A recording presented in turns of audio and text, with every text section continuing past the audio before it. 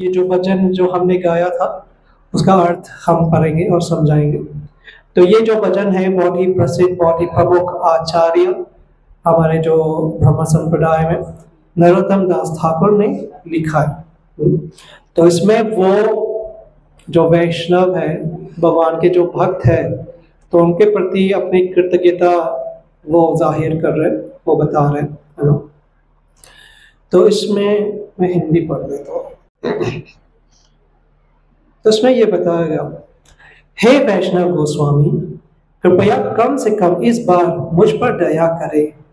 आपके अलावा ऐसा कोई नहीं है जो पतित आत्माओं को शुद्ध कर सके ना। तो वैष्णव जो है वो हमको शुद्ध कर सकते हैं, इसलिए उनको कहते हैं पतित पावन।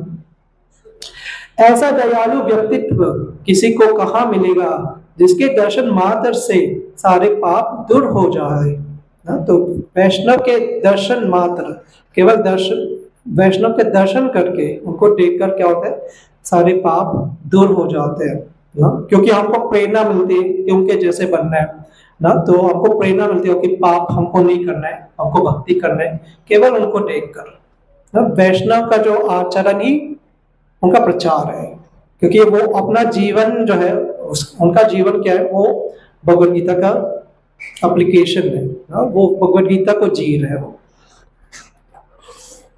पवित्र गंगा के जल से बार बार स्नान करने से मनुष्य पवित्र हो जाता है, किंतु आपके दर्शन मात्र से पतित आत्माएं पवित्र हो जाती है।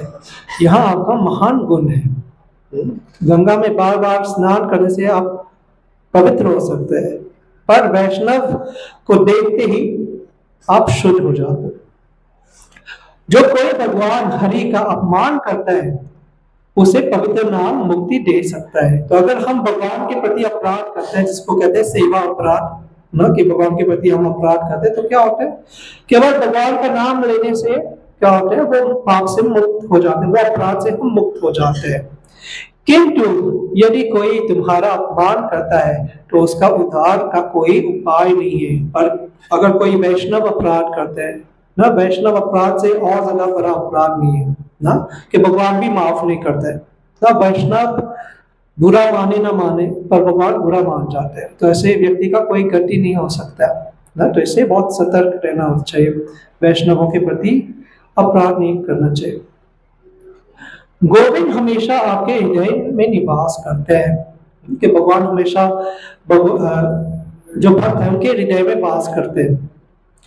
इसलिए गोविंद कहते हैं वैष्णव मेरा हृदय है। पर गोविंद क्या कहते हैं, कृष्ण क्या कहते हैं कि वैष्णव मेरा प्राण है, मेरा हृदय है ना। गोविंद कहे ना मोरा वैष्णव प्राण, कि वैष्णव मेरा प्राण है।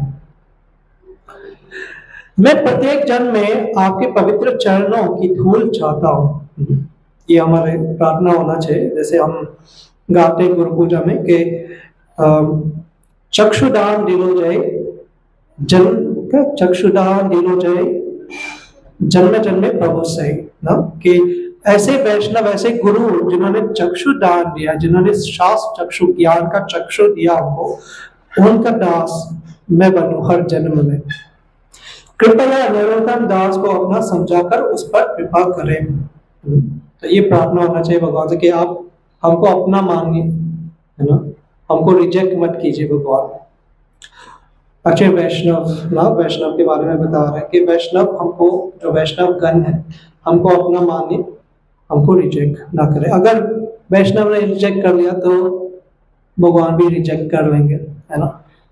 तो ऐसे व्यक्ति का कोई गति नहीं हो सकता, वो भक्ति में आगे नहीं बढ़ सकते। ओके, हरे कृष्ण, नरोत्तम दास ठाकुर की जय। तो पिछले बार हमने क्या सीखा था, कौन बताएगा? हाँ, कौन सा है? क्या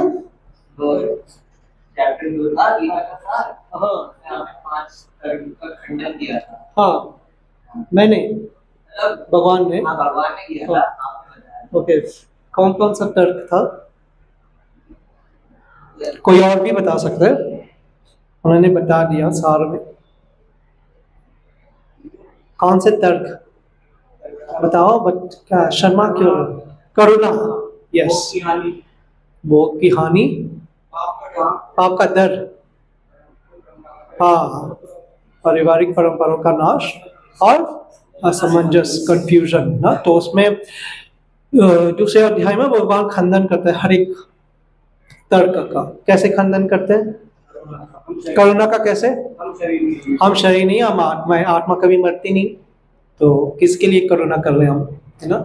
जैसे प्रभुपाद ये एग्जांपल देते हैं कि कोई व्यक्ति डूब रहा है और जो व्यक्ति है वो क्या कर रहा है, केवल उनके कपड़े को बचा रहे हैं और व्यक्ति डूब गए। तो ऐसे जब हम शरीर के लिए करुणा करते हैं वो ऐसे ही है, केवल कपड़े के लिए हम करुणा कर रहे हैं, पर जो आत्मा है ना उनके लिए हम क्या कर रहे हैं, है ना। तो आत्मा के लिए कार्य करना चाहिए। पूरे संसार शरीर के लिए कार्य कर रहा है और आत्मा के लिए कौन कार्य कर रहा है ना। और भोग की हानि, हाँ, स्वर्ग की प्राप्ति होगी। जो भी क्षत्रिय युद्ध भूमि में शरीर त्यागते हैं तो उनको स्वर्ग की प्राप्ति होती है, तो वहां भोग करेंगे। अगर जीत गए तो उनको राज्य मिलेगा। फिर पाप कर्म का डर, हाँ, अगर भक्तिमय भाव से वो अपना कर्तव्य करेंगे तो क्या होगा, उसमें कोई पाप नहीं होता है ना। नेहा विकमो नाशोस्ति पतवायन विद्यते स्वल्पमप्यस्य धर्मस्य त्रायते महतो भयात्। तो 1% भी करते हैं तो उसमें कोई कुछ भी नष्ट नहीं होता है, कोई पाप नहीं। ओके, फिर पारिवारिक परंपराओं का नाश कैसे?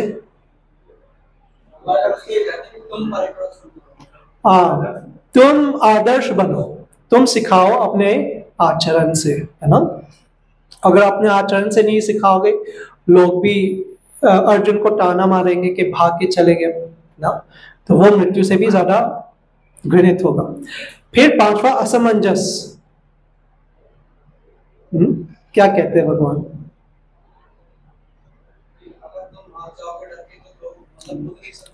ये भी है और हाँ हाँ, और भगवान कहते हैं, सॉरी, हाँ, भगवान एग्जैक्टली ये है कि एक के हक करो नंदना के वन पॉइंटेड इंटेलिजेंस से कि फोकस करो अपने ड्यूटी पे और भगवान की प्रसन्नता के लिए, कि भगवान को अर्पित करो, उसका रिजल्ट भगवान के लिए करो ना। तो ये 5 जो तर्क है उनका खंडन किए थे ना भगवान ने। और एक श्लोक दिए थे याद करने के लिए, पर उससे पहले का राघव प्रभु पहला श्लोक बताएंगे भगवद गीता का अनुवाद के साथ।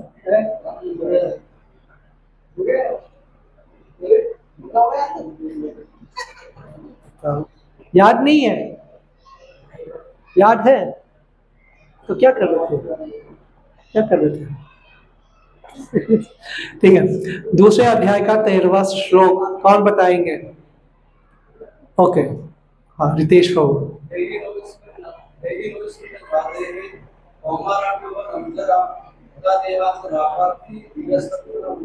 बहुत अच्छा, अनुवाद पता है?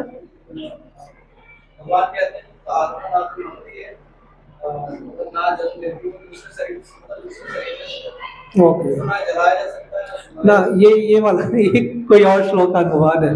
ओके, अब श्लोक बोलो ना, श्लोक बोलो। श्लोक याद नहीं है, अनुवाद याद है, यथारूप। ओके, जैसे हम लोग का शरीर बार बार परिवर्तन करता है, ये यथारूप नहीं है। ओके, कौन बता सकता है यथारूप? अब बताओ श्लोक। हाँ जी जी,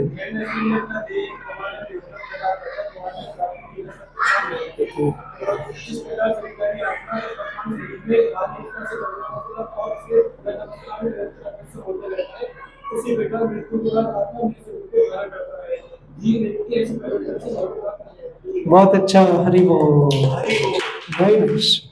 ऐसा होना चाहिए, ऐसे ही बोलना चाहिए, है ना। तो ये दूसरा अध्याय का सार जो हमने देखा था। तो आज तीसरा अध्याय हम हर एक श्लोक हम देखेंगे और समझने का प्रयास करेंगे। ओके, तो आगे जाने से पहले भगवान से प्रार्थना करेंगे और मंगलाचरण भी करेंगे। तो मेरे पीछे बोल सकते हैं।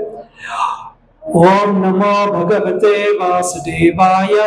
ओम नमो भगवते वासुदेवाय। ओम नमो भगवते वासुदेवाय। ओम नमो भगवते वासुदेवाय। ओम नमो भगवते वासुदेवाय। ओम नमो भगवते वासुदेवाय। ओम ज्ञानतिमिरन्धस्य ज्ञानाञ्जनशलाकया चक्षुरुन्मीलितं येन तस्मै श्रीगुरवे नमः। श्रीचैतन्यमनोभीष्टं स्थापितं येन भूतले स्वयं रूपा कदा मह्यं ददाति स्वपदान्तिकम्।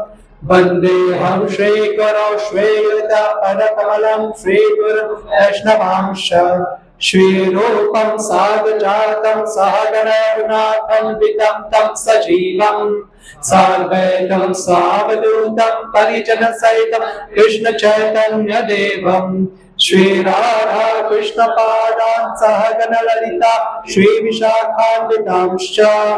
हे कृष्ण करुणा सिंधो दीनबन्धो जगत्पते गोपेश गोपिका कांता राधा कांता नमोस्तुते।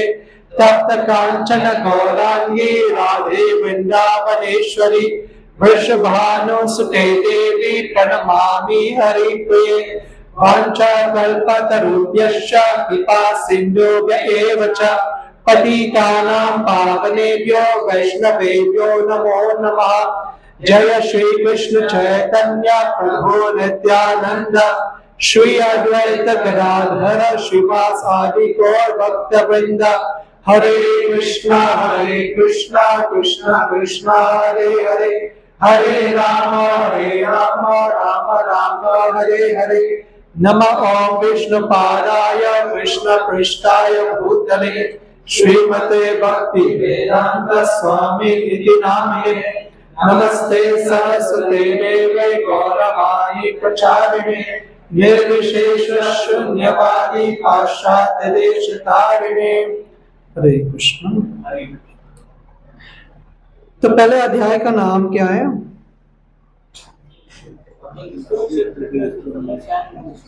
हाँ, अर्जुन विषाद योग। और दूसरा अध्याय गीता का सार। तीसरा अध्याय कर्म योग। ओके,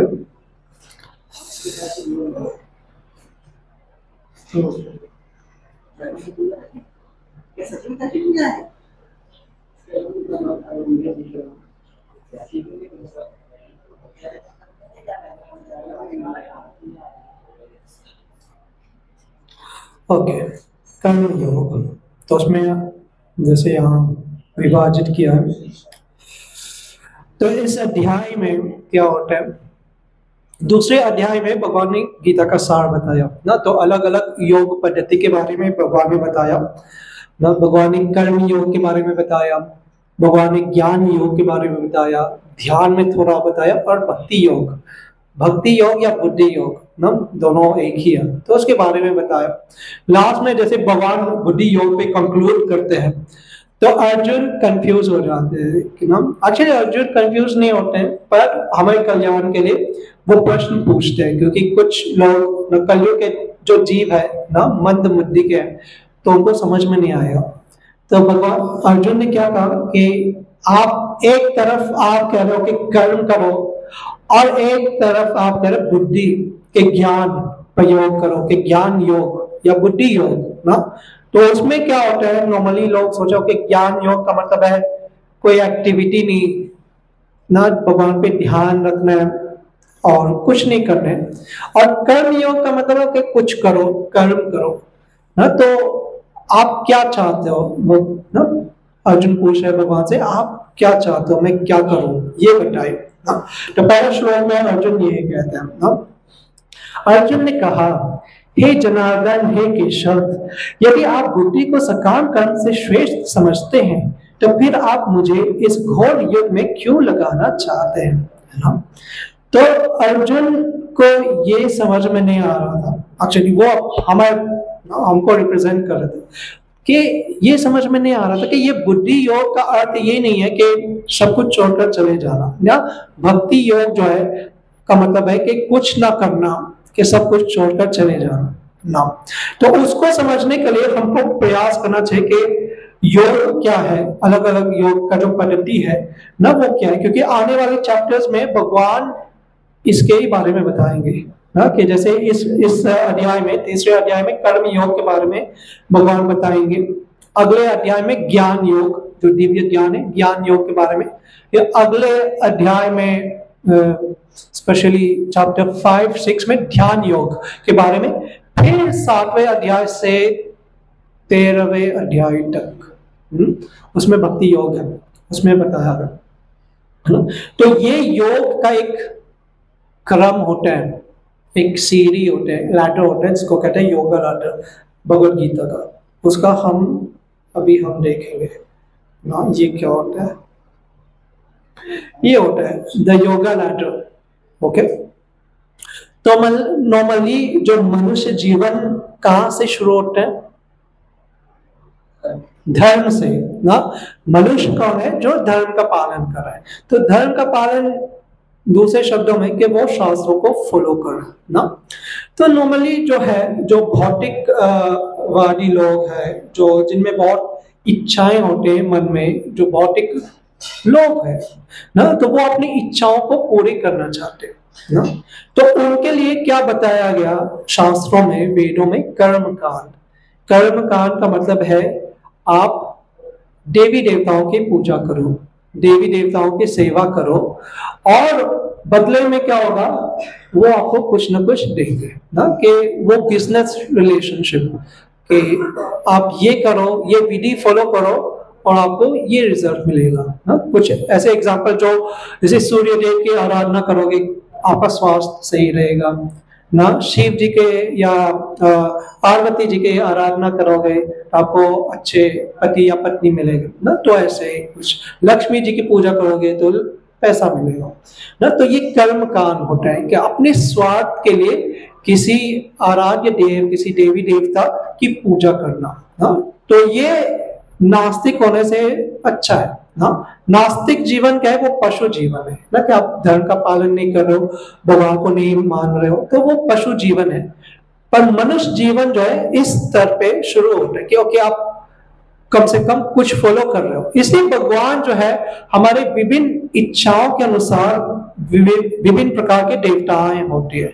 शास्त्रों में विभिन्न प्रकार के मार्ग बताया गया, क्योंकि आप ये करो, आपकी ये इच्छा है ये करो, आपकी ये इच्छा है वो करो, कम से कम ये तो करो। तो अगर कोई व्यक्ति शास्त्र के अनुसार ये सब कार्य करेंगे तो उनका क्या होता है? उनका शुद्धकरण होता है, क्योंकि वो भगवान की वाणी ही, शास्त्र का है, भगवान की वाणी है, तो उसके अनुसार से चल रहे तो वो शुद्ध होंगे। तो धीरे धीरे अगर वो सही से, ऐसे नहीं कि अपने मन से किसी भी देवी देवता का पूजा कर रहे, वो विधि के अनुसार वो करेंगे ना। क्योंकि आप देखोगे कई ऐसे शिव भक्त होते हैं जो शिव जी की आराधना करते हैं, तो धीरे धीरे क्या होता है, वो भक्ति के लेवल तक पहुंच जाते हैं ना। तो उनका शुद्धकरण होता है अगर वो सीधी सही मार्ग, सही विधि वो फॉलो करते हैं। तो ऐसे व्यक्ति जब उनका शुद्धकरण होता है तब वो योग के स्तर पे आते हैं। योग का क्या अर्थ है? भगवान से जुड़ना। योग का अर्थ है जुड़ना। तो योग का अर्थ ये आत्मा का परमात्मा से जुड़ना ना। तो वो व्यक्ति जब शुद्ध होता है तो वो योग के लेवल पे आते हैं। और योग का जो सबसे जो बेसिक स्टेप होता है वो है कर्म योग ना। कि हम अपने कर्म द्वारा भगवान से जोड़ते हैं, कि जो भी हम कार्य कर रहे हैं वो भगवान की प्रसन्नता के कुछ ना कुछ परसेंटेज हम भगवान को अर्पित करते हैं, भगवान के लिए करते हैं। तो कर्म योग में दो प्रकार के कर्म योग होता है। एक होता है सकाम कर्म योग, जैसे यहाँ अर्जुन कह रहे कि सकाम कर्म के बारे में बता रहे, सकाम कर्म योग और निष्काम कर्म योग। सकाम कर्म योग क्या होता है? सकाम कर्म योग में जो व्यक्ति होता है ना, वो अपने वो जो भी कर रहे हैं, जो भी कार्य कर रहे हैं उस फल से बहुत आसक्त है ना। जैसे नॉर्मल लोग होता है कि अगर वो कुछ मेहनत करते हैं तो वो एक्सपेक्ट करते हैं कि मुझे कुछ रिजल्ट मिलेगा और उस रिजल्ट को मैं एंजॉय करूंगा, है ना। तो सकाम कर्म योग में व्यक्ति ऐसे हैं, वो रिजल्ट से, परिणाम से फल से बहुत आसक्त होते हैं, पर क्योंकि वो भगवान के लिए कर रहे, योग कर रहे, तो वो कुछ परसेंटेज भगवान को देते हैं, कुछ परसेंटेज अपने लिए रखते हैं, है ना। कि जैसे लोग दान देते हैं मंदिर में, तो कुछ परसेंटेज भगवान को देते हैं, कुछ परसेंटेज अपने लिए रखते हैं। और वो व्यक्ति जो है, जो सकाम कर्म योग कर रहा है, वो ना केवल फल से आसक्त है, पर उस कर्म से भी, उस एक्टिविटी से भी आसक्त है, कि उनको बस वही करना है ना, कि मैं वही करूंगा और वो फल भी मैं भी भोगूंगा और कुछ भगवान को दूंगा ना। इसको कहते हैं सकाम कर्म योग, है ना। इससे ऊपर क्या है, निष्काम कर्म योग। निष्काम कर्म योग में क्या होता है, व्यक्ति जो है वो फल से आसक्त नहीं होता है, वो 100% भगवान को दे देते हैं, है ना। निष्काम, हाँ, निस्वार्थ भाव से करते हैं, पर इतना निस्वार्थ भी नहीं होता है, क्योंकि वो उस कर्म से आसक्त होता है। यही अंतर है भक्ति में और निष्काम कर्म योग में ना। निष्काम कर्म योग में क्या होता है, आप फल से आसक्त नहीं हो, 100% आप भगवान को दे दोगे, पर उस एक्टिविटी से आप आसक्त हो। हम एक एग्जांपल ले सकते हैं कि जैसे, क्योंकि कई लोग जो भक्त है वो एक्चुअली क्या कर रहे हैं, वो निष्काम कर्म योग ही कर रहे हैं ना, भक्ति के लेवल पे पहुंचे नहीं, अभी पूर्ण शुद्ध नहीं हुआ। क्योंकि आप देखोगे कई ऐसे लोग होते हैं जो देखने में भक्ति कर रहे हैं, पर हम एक एग्जांपल लेते हैं उसको समझने के लिए। जैसे कोई पुजारी है ना, वो भगवान की सेवा कर रहे हैं, उनको कुछ नहीं चाहिए, वो केवल भगवान की प्रसन्नता के लिए कर रहे हैं। पर कल अगर आप कहोगे उनसे कि आज से आप पुजारी सेवा मत करो, आप झाड़ू मारिए मंदिर में, तो अगर वो निष्काम कर्म योगी है ना, तो वो क्या कहेंगे, नहीं मैं वही करूंगा, मुझे कुछ नहीं चाहिए, पर मैं वही चीज करूंगा, उसके अलावा मैं कुछ नहीं कर सकता। इसको कहते हैं निष्काम कर्म योग, के वो एक्टिविटी से आसक्त हो गए, है ना। तो ये भक्ति नहीं होता है, ये निष्काम कर्म योग होता है ना। और भक्ति में क्या होता है, वो व्यक्ति जो भक्त है वो ना कर्म से आसक्त होते हैं, ना फल से। जो गुरु का आदेश आएगा, जो भगवान की प्रसन्नता के लिए होगा, वो कर लेंगे। आज पुजारी की सेवा कर रहे हैं, कल उनको कहेंगे झाड़ू मार लो, तो वो बिना हेजिटेट के वो करेंगे भगवान की प्रसन्नता के लिए या गुरु के प्रसन्नता के लिए, है ना। ये अंतर है ना निष्काम कर्म योग। तो सकाम कर्म योग से श्रेष्ठ है निष्काम कर्म योग। तो ऐसे व्यक्ति जब ये सब करते हैं तो उनका धीरे धीरे शुद्धिकरण होता है, तो वो ज्ञान योग के लेवल पे आते हैं। ज्ञान योग में क्या होता है, तो ऐसे व्यक्ति के मन में ये इच्छा आती है कि मुझे भगवान के बारे में जानना है, तो वो क्या करेंगे, वो शास्त्र अध्ययन करेंगे, स्पेशली वेदों का अध्ययन करेंगे और भगवान को ढूंढने का प्रयास करेंगे, है ना, बिना कोई इच्छा या कोई आसक्ति से ना, वो ज्ञानी योग वो करते हैं। और उसमें डेंजर क्या होता है ज्ञान योग में, जब ये जो योगी हैं जब वो ज्यादा पढ़ते हैं ना, वो पढ़ते रहते हैं वेदों में, तो वेदों में बहुत कुछ है, बहुत कुछ बताया गया कई प्रकार के लोगों के बारे में। जैसे श्रीमद् भागवतम में बताया गया, ब्रह्मेति परमात्मेति भगवान इति शब्दते, कि भगवान का साक्षात्कार करने का 3 स्तर होता है ना। ब्रह्म स्टेज क्या होता है कि हम ये साक्षात्कार करते हैं कि भगवान जो है ब्रह्म ज्योति है, केवल ऊर्जा है, लाइट है ना, ये भगवान की आवाज है। तो वेदों में भी ये बताया कि यही है परम लक्ष्य ब्रह्म है। तो वो व्यक्ति भ्रमित हो जाता है, भ्रमित नहीं, उनको लगता है उनको लक्ष्य मिल गया, उसके आगे और कुछ नहीं है, तो वो उसमें ही फंस जाते हैं, वो ब्रह्मवादी बन जाते हैं, निराकारवादी बन जाते हैं। और उसके आगे भी है ना परमात्मा के बारे में, और अल्टीमेटली भगवान का जो साकार रूप ना, साकारवाद जो होता है उसके बारे में भी होता है, जो अल्टीमेट लक्ष्य होता है कि भगवान को उनके जो रूप है उसका साक्षात्कार करना। पर वो उसमें ही फंस जाते हैं अगर वो ध्यान पूर्वक से वो नहीं करते। तो जो ज्ञान योगी जो है, अगर वो सही से करते हैं, उनका शुद्धिकरण होता है ना, तो क्या होता है, वो अष्टांग योग तक पहुंच पाते हैं। अष्टांग योग में क्या होता है? अष्टांग योग में कई चीज होते हैं, 8 स्टेप होते हैं ना यम नियम, आसन, प्राणायाम, प्रत्याहार, धारणा, ध्यान और समाधि। अल्टीमेटली समाधि का अर्थ है कि भगवान का दर्शन करना परमात्मा रूप में, हृदय में ना, सर्वस्य चाहम हृदय सन्निविष्टो, कि भगवान का वो रूप देखना हृदय में, उस स्टेज तक पहुंचना। या समाधि का एक और अर्थ है कि निरंतर भगवान का स्मरण करना, भगवान का ध्यान करना। जो भक्ति योगी है, भक्त है, वो निरंतर भगवान का स्मरण करते हैं, तो वो हमेशा समाधि में ही रहते हैं। पर अष्टांग योग में क्या डेंजर होता है कि ध्यान स्टेज पे, जब ध्यान स्टेज तक पहुंचते हैं तो क्या होता है? सिद्धियां प्रकट होने लगते हैं। अष्ट सिद्धि ना, अनिमा, लघिमा, प्राप्ति, ऐसे जो सिद्धि है वो प्रकट होने लगते हैं। तो वो व्यक्ति भ्रमित हो सकता है, वो खुद ही कुछ करने लगता है, जादू करने लगता है। तो कभी कभी उनको लगता है कि मैं ही भगवान हूं, मैं ही भगवान बन गया।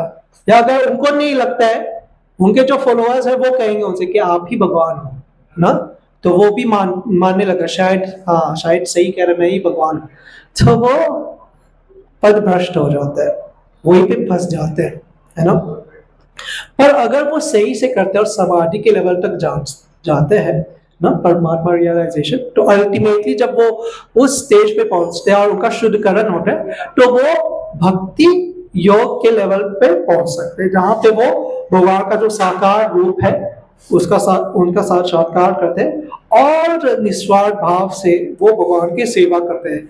उसमें कोई आसक्ति नहीं, ना क्रिया से आसक्ति होती है, ना फल से आसक्ति। उनका एक ही उद्देश्य है, केवल और केवल भगवान की प्रसन्नता ना, जो प्रेम होता है, केवल भगवान को सुख मिले, प्रसन्नता मिले और कुछ नहीं। ये भक्ति योग होता है।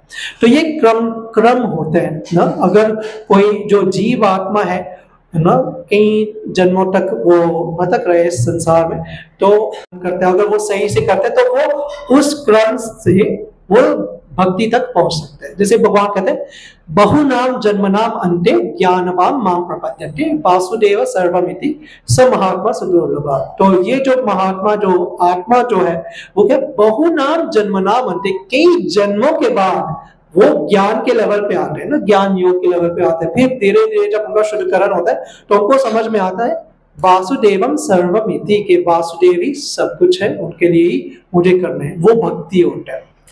पर ये क्या है, जैसे यहाँ बताया योगल आटम, ये सीढ़ी है ना, अगर आप, तो ये कई जन्म लग सकते हैं ना भक्ति योग तक पहुंचने के लिए।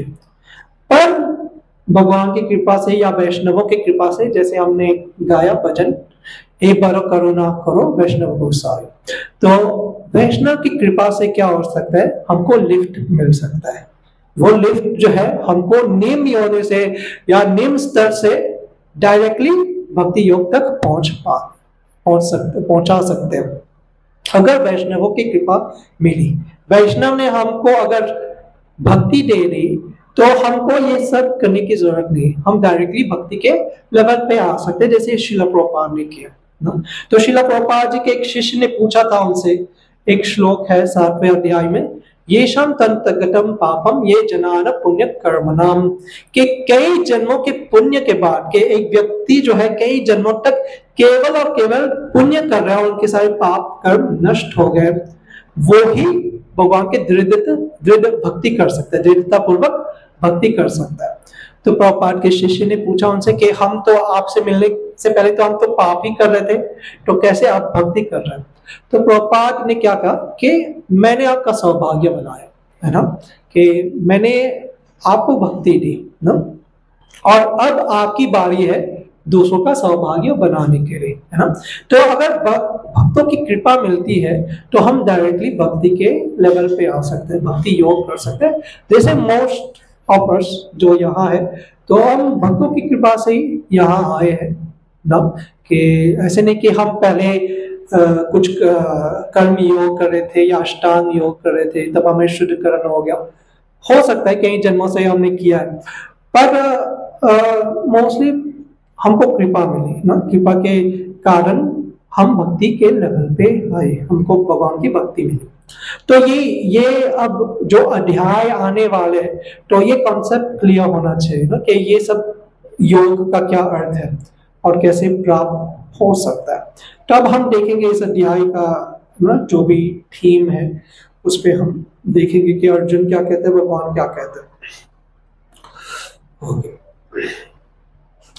तो श्लोक 1 से 9 तक ना, तो इसमें कर्म कांड से कर्म योग के बारे में ना भगवान बताते हैं। ये हम पढ़ेंगे, हर एक श्लोक हम पढ़ेंगे और उसको एक्सप्लेन करने का प्रयास करेंगे। जिनके पास गीता है वो फॉलो कर सकते हैं ना। तो दूसरे श्लोक में हम तीसरे श्लोक देखेंगे जहां भगवान कह रहे हैं ना, श्री भगवान ने कहा, हे निष्पाप अर्जुन, मैं पहले ही बता चुका हूं कि आत्मा साक्षात्कार का प्रयत्न करने वाले 2 प्रकार के पुरुष होते हैं। कुछ इसे ज्ञान योग द्वारा समझने का प्रयत्न करते हैं, तो कुछ भक्तिमय सेवा के द्वारा।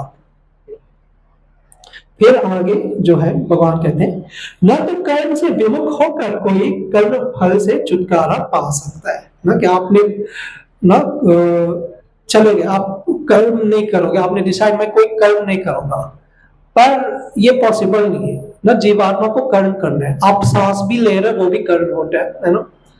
और न केवल संन्यास से सिद्धि प्राप्त की जा सकती है कि आपने संन्यास ले लिया, चले गए जंगल पे, पर जैसे आगे भगवान कहेंगे, मन में अभी भी इच्छाएं हो, अभी भी इच्छाएं हो, तो उससे सिद्धि आप प्राप्त नहीं कर सकते, भगवान के पास नहीं जा सकते ना। प्रत्येक व्यक्ति को प्रकृति से अर्जित गुणों के अनुसार विवश होकर कर्म करना पड़ता है कि प्रकृति के 3 गुण होते हैं, तो उसके प्रभाव में आकर जीवात्मा क्या करते हैं, कर्म करते हैं और वो विवश है, उनको करना ही है। अतः कोई भी एक क्षण भर के लिए बिना कर्म किए नहीं रह सकता है ना। कुछ लोग सोचते हैं हम कुछ कर्म नहीं करेंगे ना, ये पॉसिबल नहीं। आप सांस भी ले रहे हो वो भी कर्म है, आप चल भी रहे हो वो भी कर्म है ना। जो कर्मेंद्रियों को वश में तो करता है, किंतु जिसका मन इंद्रिय विषयों का चिंतन करता रहता है, वह निश्चित रूप से स्वयं को धोखा देता है और मिथ्याचारी कहलाता है। शास्त्रों में 2 शब्द होते हैं, एक होता है ब्रह्मचारी, एक होता है मिथ्याचारी। ब्रह्मचारी क्या होता है, ब्रह्मेति ब्रह्म आचरेति इति ब्रह्मचारी, जो ब्रह्म के लिए आचरण करते हैं, जो भगवान के प्रसन्नता के लिए कार्य करते हैं, वो है ब्रह्मचारी, केवल भगवान के प्रसन्नता, परम ब्रह्म के प्रसन्नता के लिए। और मिथ्याचारी क्या है, जो केवल ढोंग कर रहे हैं ना, जो ढोंगी होते हैं ना। एक्चुअली वैराग्य का 2 प्रकार का वैराग्य होता है, एक होता है मरकत वैराग्य, एक होता है युक्त वैराग्य ना। मरकत वैराग्य क्या होता है, जो मिथ्याचारी होते हैं। मरकत का अर्थ है बंदर ना। बंदर जो है, आप देखोगे बंदर जंगल में रहता है ना, नंग रहता है और फल खाते हैं, तो कोई सोचता है अरे बहुत बढ़िया योगी है, बहुत महान योगी है, नंग रहता है ना, बारिश हो रहा है, सर्दी है, गर्मी है, कोई कपड़ा नहीं और फल ही खा रहे, जंगल में रहे, बहुत बढ़िया योगी है। और जंगल में आप जाओगे, जब आप जाओगे आप देखोगे बंदर के कई 12 गर्लफ्रेंड्स होते हैं जिनके साथ वो संभोग कर रहे हैं। तो मिथ्याचारी भी ऐसे है, बाहर से देखो सैफरन माला ये सब, और अंदर ही अंदर स्त्री के बारे में सोच रहे, विषय वस्तु के बारे में सोच रहे, ढोंग, मिथ्याचारी।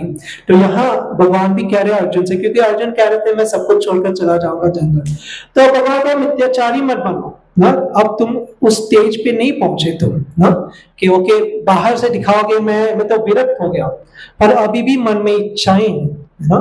तो इससे अच्छा है क्या करो, कर्म करो ना, जो आपके कर्म है, जो आपकी ड्यूटी है वो करो भगवान की प्रसन्नता के लिए। तो इससे धीरे धीरे क्या होगा, जैसे हमने योगा देखा कि शुद्धकरण होगा ना, तो ये इच्छाएं धीरे धीरे चली जाएंगी, तब आप विरक्ति के मार्ग में जा सकते हैं। तो भगवान आगे कहते हैं, दूसरी ओर यदि कोई निष्ठावान व्यक्ति अपने मन के द्वारा कर्मेंद्रियों को वश में करने का प्रयत्न करता है और बिना किसी आसक्ति के कर्म योग कृष्ण भावनामृत में प्रारंभ करता है तो वहां अति उत्कृष्ट है। तो ऐसे व्यक्ति जो है उनको पता है कि उनके जो इंद्रियां हैं वो वश में नहीं है, पर वो क्या कर रहे हैं, प्रयास कर रहे हैं ना, भक्ति के माध्यम से, भक्ति योग के मार्ग में जो नियम बताया गया शास्त्रों के अनुसार वो चल रहे हैं ना, भगवान की प्रसन्नता के लिए कर रहे हैं और प्रयास कर रहे हैं कि वो अपना कर्तव्य करे पर बिना आसक्त हुए, कर्म से आसक्त हुए, वो कर्म से आसक्त नहीं और स्पेशली जो फल है उसे आसक्त नहीं कि वो भगवान के लिए कर रहे हैं। जैसे भगवान कहते हैं कर्माण्येवाधिकारस्ते मा फलेषु कदाचन, के कर्म करो पर फल के चिंता मत करो, उनके एक्सपेक्टेशन मत रखो ना फल का, वो भगवान देखेंगे। तो ऐसे व्यक्ति जब इस भाव से करते हैं तो क्या होता है, उनका शुद्धकरण होता है। आगे भगवान कहते हैं अपना नियत कर्म करो ना, आपका जो ड्यूटी है, जो भी ड्यूटी, आप स्टूडेंट हैं तो स्टडीज करो, आप कुछ जॉब करो वो करो ना, या दूसरे दृष्टिकोण से गृहस्थ हो तो आप अपने गृहस्थ जीवन सही से व्यतीत करो, ब्रह्मचारी हो सही से व्यतीत करो अपने ब्रह्मचारी जीवन, क्योंकि कर्म न करने की अपेक्षा कर्म करना श्रेष्ठ है। कर्म के बिना तो शरीर निर्वाह भी नहीं हो सकता है ना, आप कर्म नहीं करोगे तो शरीर भी मेंटेन नहीं कर पाओगे। श्री विष्णु के लिए यज्ञ रूप में कर्म करना चाहिए। तो कैसे कर्म करना चाहिए ना, कई लोग कहते हो कि कर्म ही पूजा है, पर कौन से कर्म पूजा है, ऐसे थोड़ी ना कि हर कर्म पूजा है। जो कसाई घर में जो कसाई गाय को काट रही है, क्या वो कर्म पूजा है ना, वो पूजा नहीं। पर जो व्यक्ति भगवान के प्रसन्नता के लिए कार्य कर रहे हैं ना, भगवान को मन में रख के जो कर्म फल है भगवान को अर्पित करके जो शास्त्रों के अनुसार पाप रहित कर्म कर रहे हैं, वो कर्म पूजा है ना, वो भगवान के लिए हम कर रहे हैं। तो यहाँ भी भगवान ये कह रहे किस प्रकार के कर्म हमको करना चाहिए। श्री विष्णु के लिए यज्ञ रूप में कर्म करना चाहिए, अन्यथा कर्म के द्वारा इस भौतिक जगत में बंधन उत्पन्न होता है ना। ये बहुत ही सुंदर श्लोक है। यज्ञात् कर्मणो न्यत्र लोको यम कर्म बंधना तदर्थम कर्म कौन्तेय मुक्त संघ समाचरः, न कि विष्णु के लिए कर्म करो। कोई भी कार्य अगर आप भगवान की प्रसन्नता के लिए करते हो उसको कहते हैं यज्ञ। यज्ञ का ये परिभाषा है कि जो भी कार्य हम करते हैं भगवान की प्रसन्नता के लिए। यज्ञ का ये अर्थ नहीं केवल आप हवन कर रहे हो, ये यज्ञ, वो भी एक प्रकार के यज्ञ होते हैं, है ना। पर कोई भी कार्य आप कर रहे हो भगवान की प्रसन्नता के लिए, जैसे आप वैदिक यज्ञ कर रहे हो जिसमें आहुति दे रहे हो, तो आहुति का अर्थ क्या है कि आपका जो मेहनत का फल है वो भगवान को अर्पित कर रहे हो ना। इसे हम कहते हैं ना स्वाहा इदम कृष्णाय इदम नमः, ये भगवान को अर्पित कर रहा हूं ना।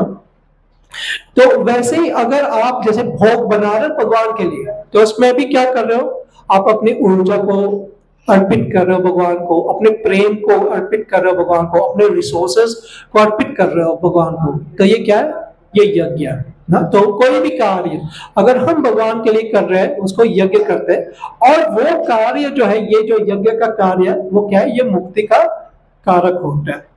वरना अगर हम अपने स्वार्थ के लिए करेंगे तो वो क्या होता है, वो पाप और पुण्य के दायरे में आ जाते हैं। कोई भी कार्य हम अपने लिए कर रहे हैं तो वो पाप या पुण्य के कैटेगरी में आ जाते हैं, और पाप और पुण्य दोनों ही हमको बांधते हैं संसार में ना। कुछ अच्छा कार्य करोगे तो अगले जीवन आना पड़ेगा उसको भोगने के लिए, तो ये सोने के जंजीर की तरह है। और अगर कुछ पाप कर्म करेंगे तो उसके सजा भोगने के लिए अगले जीवन में आना पड़ेगा। तो लोहे के जंजीर, सोने का जंजीर या लोहे का जंजीर, दोनों ही जंजीर है जो आपको बांधते हैं संसार में। तो पाप पुण्य दोनों ही बांधते हैं हमको इस संसार में।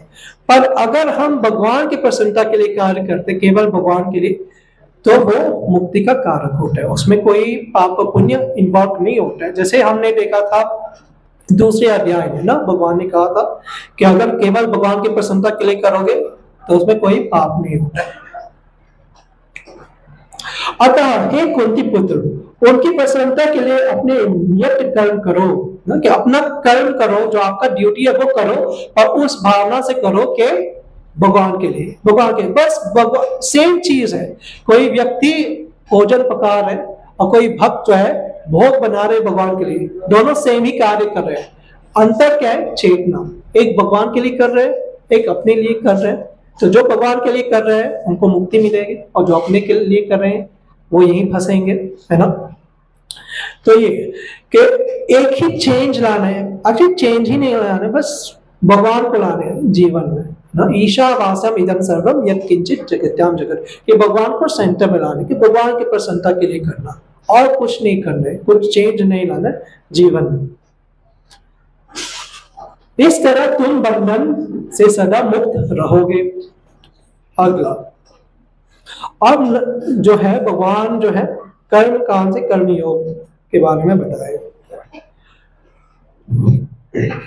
तो भगवान कहते हैं, सृष्टि के प्रारंभ में समस्त प्राणियों के स्वामी प्रजापति ने विष्णु के लिए यज्ञ सहित मनुष्यों तथा देवताओं की संततियों को रचा, और उनसे कहा, तो इस यज्ञ से सुखी रहो, क्योंकि इसके करने से तुम्हें सुखपूर्वक रहने तथा मुक्ति प्राप्त करने के लिए समस्त वांछित वस्तुएं प्राप्त हो सकेंगे।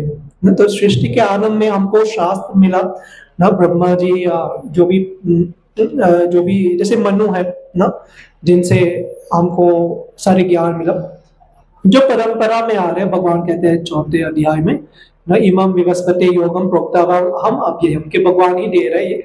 तो ये जो भी शास्त्र में क्या बताया, कर्म कांड के बारे में बताया। ओके, तुम देवी देवताओं को प्रसन्न करो और वो तुमको आशीर्वाद देंगे, जो भी अपने मेंटेनेंस के लिए चाहिए वो तुमको देंगे ना। सूर्य देव जो है ऊर्जा देंगे ना, इंद्र देव बारिश देंगे। तो अलग अलग जो है देवी देवता तुमसे प्रसन्न होके ना, जब तुम यज्ञ करोगे तुमको आवश्यकताएं के चीज तुमको देंगे।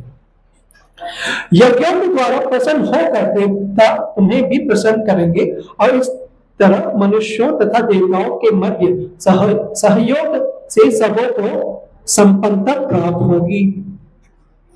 अगला श्लोक, जीवन के विभिन्न आवश्यकताओं की पूर्ति करने वाले विभिन्न देवता यज्ञ संपन्न होने पर प्रसन्न होकर तुम्हारी सारी आवश्यकताओं की पूर्ति करेंगे, किंतु जो इन उपहारों को देवताओं को अर्पित किए बिना भोगता है वह निश्चित रूप से चोर है ना। कि हमको ये सब फ्री में मिल रहा है, ऊर्जा मिल रहा है, धूप मिल रहा है, बारिश मिल रहे हैं, पर हम थैंक यू नहीं कह रहे ना, भगवान की सेवा नहीं कर रहे, भगवान को अर्पित नहीं कर रहे ना। भोग अर्पण जो है या जो भी सेवा हम करते हैं, भगवान आरती करते हैं, वो क्या है, वो कृतज्ञता हम व्यक्त कर रहे हैं भगवान को कि थैंक यू आपने ये दिया हमको। पर अगर हम नहीं कर रहे हैं तो यहाँ क्या कह रहे हैं भगवान कि हम चोर ही हैं, बस अपने लिए यूज कर रहे हैं ना, और रिकॉग्नाइज नहीं कर रहे कि कौन दे रहे हैं, हमें कोई कृतज्ञता नहीं है ना। भगवान के भक्त सभी प्रकार के पापों से मुक्त हो जाता है, क्योंकि वे यज्ञ में अर्पित किए भोजन प्रसाद को ही खाते हैं। अन्य लोग जो अपने इंद्रिय सुख के लिए भोजन बनाते हैं वे निश्चित रूप से पाप खाते हैं। मतलब भगवान यहाँ कह रहे हैं, स्वयं भगवान कह रहे हैं कि हमको क्या करना चाहिए, जो भी भोजन हम बना रहे हैं तो हम भगवान को अर्पित करें ना। ये क्या है, ये भगवान को कृतज्ञता व्यक्त करने का तरीका होता है कि आपने ये दिया है तो हम ये प्रयास कर रहे हैं ना। तो ऐसे नहीं कि भगवान भूखे हैं, भगवान को ये चाहिए ना। भगवान जो आत्माराम है ना, सेटिस्फाइड, फुली सेटिस्फाइड ना, तुमको ये सब चीज नहीं चाहिए, और हमको ये चाहिए ना कि हम जब ये करते हैं तो भगवान के आशीर्वाद मिलता है हमको, और ये भगवान के साथ जो हमारे संबंध है वो स्थापित होते हैं, हमारे शुद्धकरण होते हैं ना। तो वो जरूरी है हमारे लिए ना, कि जैसे कोई पिता जो है वो अपने बच्चे को पैसा देता है चॉकलेट या कुछ भी खरीदने के लिए, और बच्चा आता है और एक टुकड़ा देता है पिता को। ऐसा नहीं कि पिता चॉकलेट नहीं है ना खरीद सकते, वो जितना चाहे वो खरीद सकते हैं, पर जब बच्चा उनको देता है तो वो बहुत खुश हो जाता है कि मेरा बच्चा भी ना ये मेरे को दे रहा है, प्रयास कर मेरे को प्रसन्न करने। तो वही भाव है ना कि भगवान प्रसन्न होते हैं जब हम ये छोटे छोटे प्रयास करते हैं ना। तो ऐसे जो है जब क्योंकि आप देखोगे कि अगर हम वेजिटेरियन भी है, शाकाहारी भी है, तो उसमें भी पाप होता है। हम किसी जीव को मार रहे हैं, है ना, ऐसे नहीं कि कोई बहुत बड़ी उपलब्धि है ना। पशु भी शाकाहारी होते हैं, तो हमें और उनमें क्या अंतर है ना। पर जब हम भगवान को भोग लगाते हैं, तो यहाँ भगवान क्या कह रहे हैं, वो सारे पाप ले लेते हैं, है ना। तो वो जो भोग है वो प्रसाद बनता है, भगवान की कृपा बनती है ना, वो पाप रहित होते हैं, तब उसको हम खा सकते हैं और भगवान के कृपा प्राप्त कर सकते हैं। पर जो व्यक्ति जो है वो अपने मन से खा रहे हैं, भोग नहीं लगा रहे ना, तो वो पाप ही खा रहे, तो वो फंसेंगे इस संसार में, जन्म मृत्यु के चक्कर में। सारे प्राणी अन्न पर आश्रित है, जो वर्षा से उत्पन्न होता है। वर्षा यज्ञ संपन्न करने से होती है और यज्ञ नियत कर्मों से उत्पन्न होता है ना।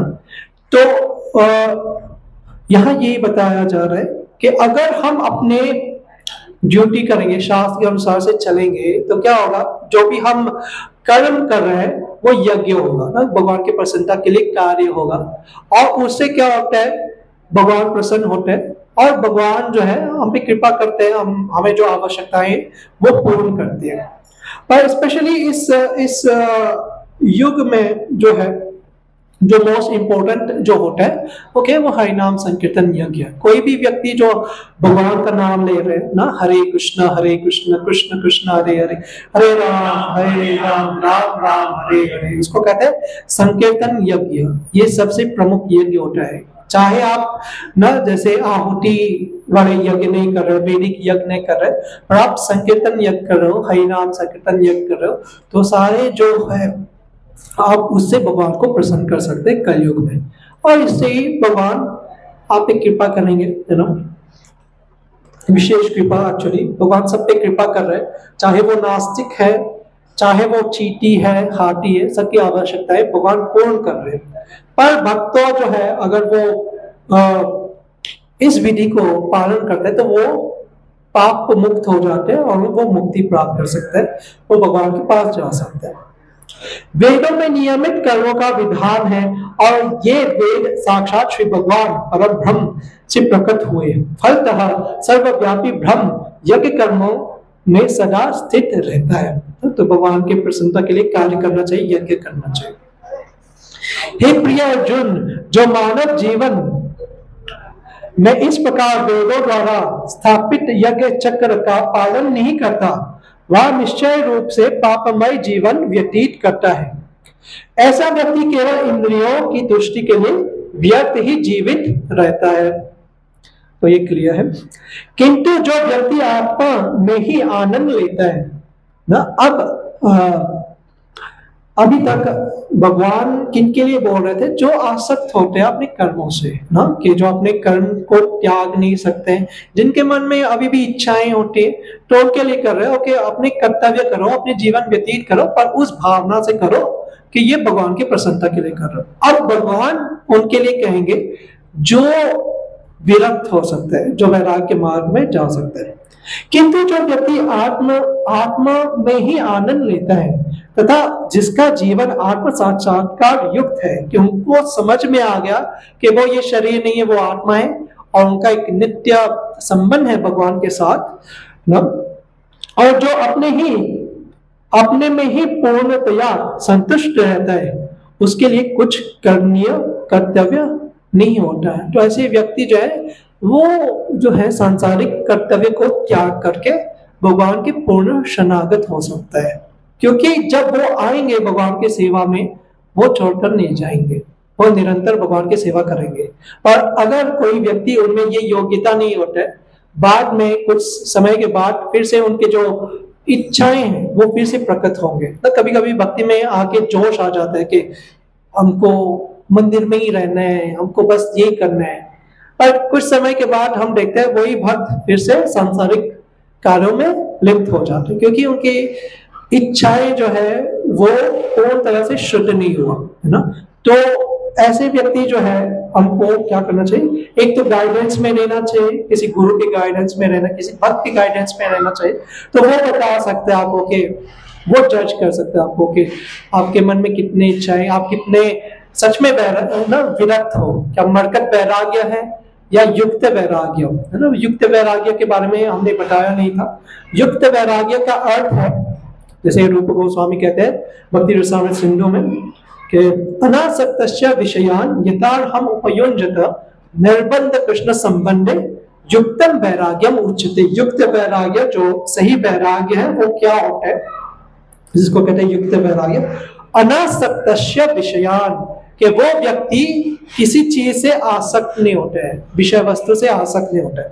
अनासक्तस्य विषयान यथार्हम् उपयुञ्जते है, पर वो हर चीज को यथार्थ के सही रूप से वो यूज कर रहे हैं। कैसे? निर्बंध कृष्ण संबंध है, कि हर चीज वो देख रहे कृष्ण के संबंध में, भगवान के संबंध में, कि वो देख रहे कि ये जो चीज है वो क्या है, वो भगवान की शक्ति ही है और मुझे भगवान की शक्ति को भगवान की सेवा में लगाना है ना।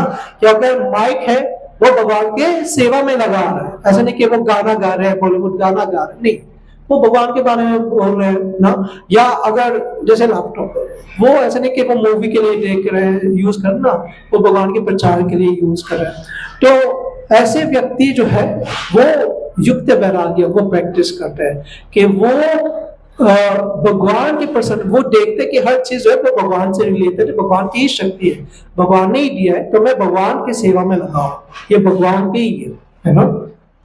और उसके लिए बहुत मैच्योरिटी चाहिए भक्ति में ना, हमको प्रेम या आसक्ति होना चाहिए भगवान से, तब वो व्यक्ति सही रूप से। वरना कोई भी व्यक्ति बहाना बनाएंगे, ओ मैं मूवी देख रहा हूँ क्योंकि मुझे भगवान नजर आ रहा है उसमें ना, या मैं फिल्मी गाना गा रहा हूँ क्योंकि वो भगवान को याद ना, ये आप अपने इंद्रिय भोग के लिए कर रहे हो, आपको मजा आ रहा है उसमें इसलिए कर रहे हो ना। जब भक्ति में बहुत मैच्योरिटी आ जाता है, आसक्त हो जाते हैं भगवान से, तब आप उसको प्रैक्टिस कर सकते हो, आप समझ सकते हो कि ये केवल और केवल भगवान की प्रसन्नता के लिए है, ना कि मेरे इंद्रिय भोग के लिए। तो ऐसे व्यक्ति जो है वो वैराग्य के जीवन व्यतीत कर सकता है। स्वरूप सिद्ध व्यक्ति, जिन स्वरूप सिद्ध व्यक्ति का मतलब है उन्होंने अपना स्वरूप पहचान लिया कि मैं भगवान का दास हूं, वो उन्होंने साक्षात्कार कर लिया। स्वरूप सिद्ध व्यक्ति के लिए न तो अपने नियत कर्मों को करने की आवश्यकता रह जाती है, न ऐसा कर्म न करने का कोई कारण ही रहता है। उसे किसी अन्य जीव पर निर्भर रहने की आवश्यकता भी नहीं रहता, वो किसी पे डिपेंडेंट नहीं होते, केवल और केवल भगवान पे डिपेंडेंट रहता है। अतः कर्म फल में आसक्त हुए बिना मनुष्य को अपना कर्तव्य समझकर निरंतर कर्म करते रहना चाहिए, क्योंकि अनासक्त होकर कर्म करने से उसे परम की प्राप्ति होती है, वो भगवान को प्राप्त कर सकते हैं। ऐसे अगर अनासक्त रहकर वो केवल और केवल भगवान की प्रसन्नता के लिए वो कार्य करते हैं। और ऐसे व्यक्ति जो है ना, जो युक्त वैराग्य का प्रैक्टिस या जो शुद्ध भक्त होते हैं, वो कभी कभी क्या करते हैं, अपने आचरण से सिखाने के लिए कर्म करते हैं। उनको कर्म करने की जरूरत नहीं है, पर वो अपने आचरण, ताकि लोग उनसे सीखे, तो वो कुछ कर्म करते हैं ताकि लोग उनको फॉलो कर सके और सीख सके। जैसे यहाँ भगवान एग्जाम्पल दे रहे हैं, जनक जैसे राजाओं ने केवल नियत कर्मों को करने से ही सिद्धि प्राप्त की। जनक महाराज जो है वो परम शुद्ध भक्त भगवान के थे, तो वो केवल लोगों को सिखाने के लिए अपना कर्म किया, है ना, उनको कर्म करने की जरूरत नहीं थी। अतः सामान्य जनों को शिक्षित करने की दृष्टि से तुम्हें कर्म करना चाहिए। कि अर्जुन जो है लीडर है, क्षत्रिय है ना, राजा के स्तर पे है, तो अगर वो कर्म नहीं करेंगे, वो भाग के चले जाएंगे, सभी लोग यही कहेंगे, अरे अर्जुन ने नहीं किया तो हम भी नहीं करेंगे, है ना, हम भी अपने कर्तव्य नहीं करेंगे। तो इसलिए भगवान कह रहे हैं अपना कर्तव्य करो अर्जुन, ताकि लोग भ्रमित ना हो जाए ना, वो तुमको फॉलो कर सके। ये अगला श्लोक बहुत ही इंपॉर्टेंट श्लोक है। यद यद आचरति श्रेष्ठस्तत्तत् एवेतरो जनः स यत् प्रमाणं कुरुते लोकस्तत् अनुवर्तते। महापुरुष जो जो आचरण करता है, सामान्य व्यक्ति उसी का अनुसरण करते हैं। जैसे हम देखते हैं जो बॉलीवुड स्टार्स करेंगे ना, कोई हेयर स्टाइल करेंगे, तो वही ना जो पैरेंट्स होते हैं वही फॉलो करते हैं तो उनका जो जिनके पास बहुत पावर होता है, इन्फ्लुएंस होता है, तो उनको बहुत रिस्पॉन्सिबल होना चाहिए, क्योंकि समाज जो है उनको फॉलो करता है, तो उनका जो आचरण है बहुत आदर्श होना चाहिए। वहां अपने अनुसरणीय कार्यों से जो आदर्श प्रस्तुत करता है, संपूर्ण विश्व उसका अनुसरण करता है। तो बहुत प्रैक्टिकल ज्ञान है, जो गीता का ज्ञान है वो बहुत प्रैक्टिकल ज्ञान है, ऐसे नहीं कोई काल्पनिक ज्ञान भगवान दे रहे हैं। तो आगे भगवान कहते हैं, हे पिता पुत्र, तीनों लोकों में मेरे लिए कोई भी कर्म नियत नहीं है ना। तो भगवान के लिए क्या, भगवान को क्या करना है, उनको कुछ करना ही नहीं है, वो भगवान है ना। मुझे किसी वस्तु का अभाव है ना, कि उनके पास कुछ चीज की कमी नहीं, और ना आवश्यकता ही है, तो भी मैं नियत कर्म करने में तत्पर रहता हूं।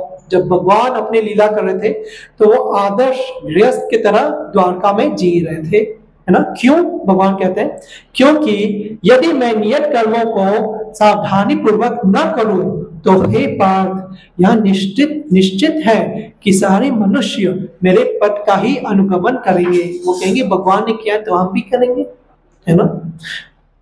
जैसे आजकल यही होता है ना, क्योंकि भगवान ने रासलीला किया हम भी करेंगे, और भगवान ने गोवर्धन भी उठाया आप भी उठाओ, ये तो करेंगे नहीं ना। पर भगवान का जो द्वारका लीला है वो आदर्श, जैसे मनुष्य के लिए वो आदर्श है, या राम जी का जो लीला है आदर्श मर्यादा पुरुषोत्तम, तो उससे हम सीख सकते हैं।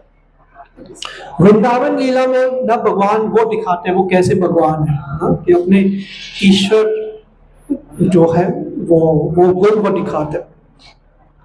यदि मैं नियत कर न करूं तो ये सारे लोग नष्ट हो जाएं, तब मैं अवांछित जन्म समुदाय वर्ण संकर को उत्पन्न करने का कारण हो जाऊंगा, और इस तरह संपूर्ण प्राणियों की शांति का विनाशक बनूंगा। तो अगर भगवान खुद ही अपने आचरण से नहीं सिखाएंगे तो क्या होगा, लोग कुछ भी फॉलो नहीं करेंगे। जैसे आज हो रहा है ना, ज्यादातर लोग नास्तिक हो गए ना, कि लोग कहते हैं ओके हाँ हम भगवान को मानते हैं पर भगवान की नहीं मानते ना, तो ये नास्तिकवाद ही है, क्योंकि भगवान है पर भगवान जो कहते हैं वो नहीं मानेंगे, वो फॉलो नहीं करेंगे। तो ऐसे पूरे सोसाइटी का यही दशा है ना, हर प्रकार के पाप हो रहे हैं ना।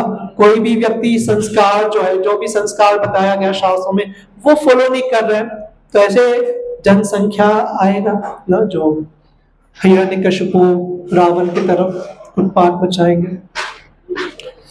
ओके। जिस प्रकार अज्ञानी जन फल की आसक्ति से कार्य करते हैं, उसी तरह विद्वान जनों को चाहिए कि वे लोगों को उचित पथ पर ले जाने के लिए अनासक्त रहकर कार्य करते हैं ना। तो विद्वान जो है, जिनके पास ज्ञान है, वो अनासक्त रहकर कार्य करते हैं, और जो अज्ञानी है वो आसक्त होकर कार्य करते हैं। ये अंतर होता है। विद्वान व्यक्ति को चाहिए कि वहां सकाम कर्मों में आसक्त अज्ञानी पुरुषों को कुछ कर रहे तो उनके ऊपर ज्यादा इम्पोजिशन नहीं डालना कि अरे ये मत करो वो मत, से ज्ञान देना चाहिए, या ऐसे एंगेज करे कि वो भगवान के लिए भी कुछ करे ना। कि ऐसे व्यक्ति ओके वो कुछ कर रहे, आसक्त व्यक्ति है, अज्ञानी है, और वो सुनने के लिए तैयार नहीं है, तो हम कह सकते हो कि आप दान दे सकते हो मंदिर में, तो उसे वो शुरू कुछ सेवा कर रहे हो, या वो अपने टैलेंट को यूज भगवान की सेवा के लिए ना, आप गाते हो तो भगवान के लिए भी थोड़ा बहुत भजन गाओ ना, ऐसे कुछ ना। तो उसे क्या होता है, धीरे धीरे उनका शुद्धिकरण होता है, वो एक कर्म योग जो है। अभी तो भक्ति भाव से कर्म करते हुए वह उन्हें सभी प्रकार के कार्यों में लगाए, जिससे कृष्ण भावनामृत का क्रमिक विकास हो, जिससे भक्ति का विकास हो। जीवात्मा ओके, ये श्लोक आपको याद करना है ना। तो जिनके पास गीता है वो मैं पीछे बोल सकते हैं। प्रकृते क्रियमाणानि कर्माणि गुणे कर्माणि सर्वशः अहंकार विमूढ़ात्मा कर्ताहमिति मन्यते। प्रकृते क्रियमाणानि, तो इसमें क्या बताया भगवान ने, जीवात्मा अहंकार के प्रभाव से मोहग्रस्त होकर अपने आप को समस्त कर्मों का कर्ता मान बैठता है, जबकि वास्तव में वे प्रकृति के तीनों गुणों द्वारा संपन्न किए जाते हैं। न कि जैसे बिगिनिंग में भी भगवान ने कहा कि जो जीव आत्मा है, जो व्यक्ति है, वो कर्म किए बिना नहीं रह सकते हैं, क्योंकि वो तीन गुणों के प्रभाव में होते हैं। प्रकृति के तीन गुण होते हैं, सतगुण, रजोगुण और तमोगुण। ये जैसे प्रकृति के तीन शक्ति होते हैं जो हम पे प्रभावित होते हैं, हम पे प्रभाव करते हैं। तो नॉर्मली जो जीव आत्मा जो है उनमें क्या क्षमता होते हैं? उनमें क्षमता होती है इच्छा प्रकट करने के लिए कि मैं ये चाहता हूं, मैं वो चाहता हूं। पर उनको क्या मिलता है? अपने कर्म के अनुसार उनकी इच्छा की पूर्ति करती है। और उनके कर्म में क्या क्या है वो केवल भगवान को ही पता है, उनको भी पता नहीं। तो भगवान देखते हैं, ओके ना, रवि प्रभु को गाड़ी चाहिए, फेरारी चाहिए, तो भगवान देखेंगे ओ रवि प्रभु ने इतना पुण्य किया पिछले जन्म में या केवल पाप ही पाप किया, है ना? ओके, इतना पुण्य किया तो भगवान क्या कहेंगे?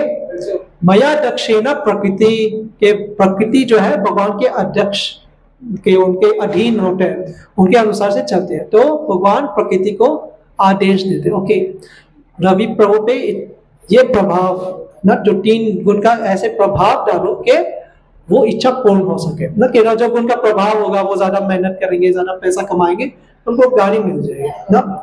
तो जो जीव आत्मा है वो इच्छा करते हैं, भगवान जो है वो सैंक्शन करते हैं कि हाँ वो उनको उनकी जो इच्छा है वो पूर्ण होना चाहिए कि नहीं। और प्रकृति जो है वो जो सुविधा है वो प्रदान करते हैं, है ना। पर जीव आत्मा को लग रहा है कि सब कुछ मैं ही कर रहा हूं ना, मैं ही मेहनत कर रहा हूँ, मैं ही इच्छा प्रकट कर रहा हूँ, मैं ही गाड़ी को प्राप्त कर रहा हूँ ना। ये सब बहुत ही कॉम्प्लिकेटेड चीज होते हैं जो हम देख नहीं पा रहे हैं ना। कि भगवान देखते हैं कि हमारे कर्म के अनुसार हम योग्य हैं कि नहीं, और प्रकृति जो है वो सुविधा प्रदान करते हैं। पर जो अहंकारी व्यक्ति है सोचे मैं ही कर सकता हूँ, मैं ही सब कुछ हूँ, मैं ही कर रहा हूँ, है ना। वो भगवान को ही भूल जाते हैं कि भगवान का कोई रोल नहीं। इसे हम देखते हैं क्या होता है, कभी कभी ऑपरेशन होता है कि कोई भी बहुत अच्छा डॉक्टर हो सकता है, बेस्ट डॉक्टर हो सकता है, और फिर भी क्या होता है, पेशेंट मर जाता है ना। तो ये सब कर्म के अनुसार से होता है ना। जो कर्म में है भगवान सैंक्शन करते हैं, है ना। ओके, नेक्स्ट, हे महाबाहो, भक्ति भावमय कर्म तथा सकाम कर्म के भेद को भली भांति जानते हुए जो परम सत्य को जानने वाला है वह कभी भी अपने आप को इंद्रियों में तथा इंद्रिय तृप्ति में नहीं लगाता। प्रसाद रेडी है? टाइम हो गया?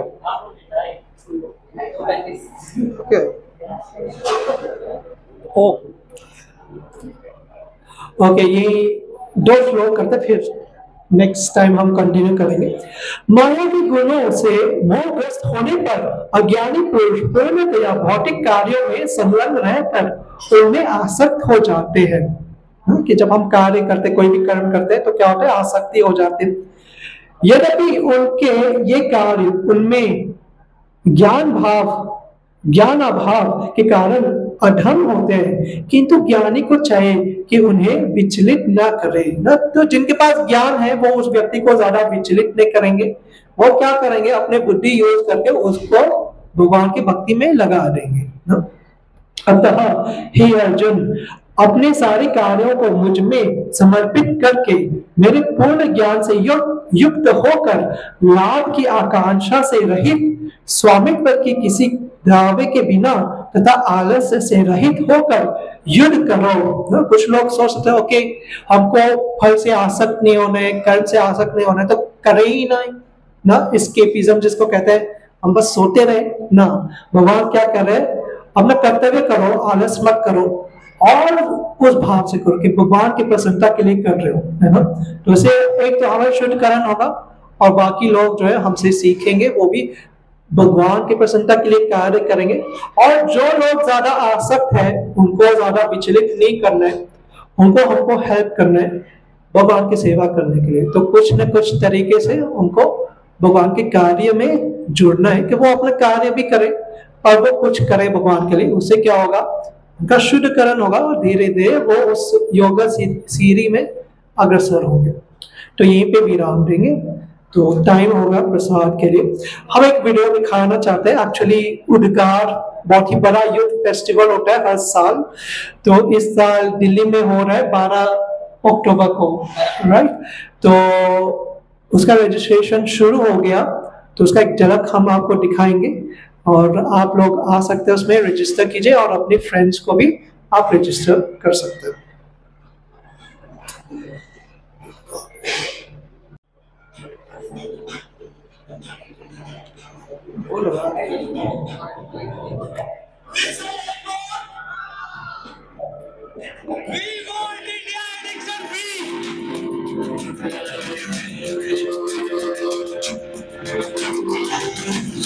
स्थानीय फोरम की ओर से सभी युवकों का वेलकम।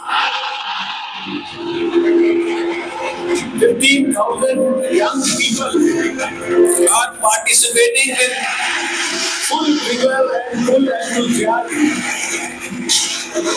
भारत में लगभग 75% लोग हैं, कोई ना कोई नशे की चीजों में जुड़ा हुआ है। नशा करेंगे तो मजा आएगा, लेकिन इसमें मजा नहीं है। नशा मतलब फंसा। सॉल्यूशन नहीं है। We want permanent solution. The festival will bring together like-minded youth to work towards building an addiction-free India. मैं फर्स्ट टाइम यहाँ पर उद्गार में आया। मैंने काफी कुछ सुना था, लेकिन जितना मैंने सुना था उससे ज्यादा पाया। अगर कोई सीने में नहीं आ पा रहा, they're lacking a sense of direction in their life. I just want to say a simple line that this is something unique, it is something different, and this is in need of an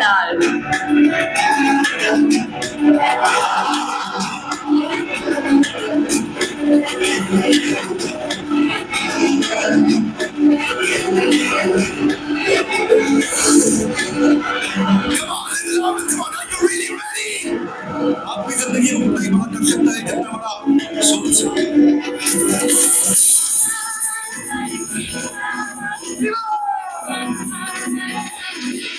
Hare Krishna, stay high forever.